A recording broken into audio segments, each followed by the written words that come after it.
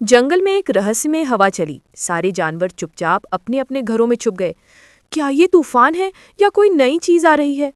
छोटी चिड़िया अपने घोंसले में डर के मारे कांप रही थी। उसके पंखों पर रंग नहीं थे, इसलिए वो हमेशा बाकी रंग बिरंगी चिड़ियों के बीच खुद को अलग और छोटा महसूस करती थी। सभी जानवरों ने देखा कि एक चमकदार रंगों वाला मोर पेड़ की डाल पर बैठा है। उसका हर पंख जैसे इंद्रधनुष की तरह चमक रहा था। लेकिन अचानक मोर ने चुपचाप जंगल की ओर देखा और फिर धीमे स्वर में कहा, जंगल में कोई नई चुनौती आने वाली है और हमें तैयार रहना होगा। रंगीली चिड़िया ने उत्सुकता से पूछा, क्या चुनौती? मुझे भी बताओ।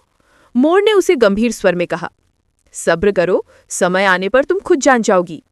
अगले दिन रंगीली चिड़िया ने देखा कि जंगल के जानवर परेशान हैं। एक पेड़ पर एक अजीब सा पौधा उगाया था, जो धीरे धीरे आसपास के पौधों को अपना बना रहा था। छोटे छोटे जानवर डर के मारे इधर उधर भाग रहे थे। रंगीली चिड़िया ने सोचा, अगर मैं चुप बैठी रही तो कोई मुझे याद भी नहीं करेगा। तभी मोर उसके पास आया और बोला, तुम इस चुनौती को हल कर सकती हो। याद रखो, सुंदरता सिर्फ पंखों में नहीं होती, बल्कि दिल में होती है। रंगीली चिड़िया थोड़ी हिचकिचाई, लेकिन मोर की बात सुनकर उसने साहस जुटाया। वह पौधे के पास गई और धीरे धीरे अपने मीठे स्वर में गाना गाने लगी। उसके गीतों में इतनी मिठास और भावना थी कि अजीब पौधा धीरे धीरे सिकुड़ने लगा और अंत में गायब हो गया। सारे जानवर हैरान थे कि ये छोटी और रंगीन चिड़िया इतनी बहादुर और समझदार है।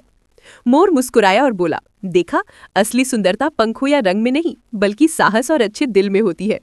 रंगीली चिड़िया अब खुश थी। उसने समझ लिया कि वह भी किसी से कम नहीं।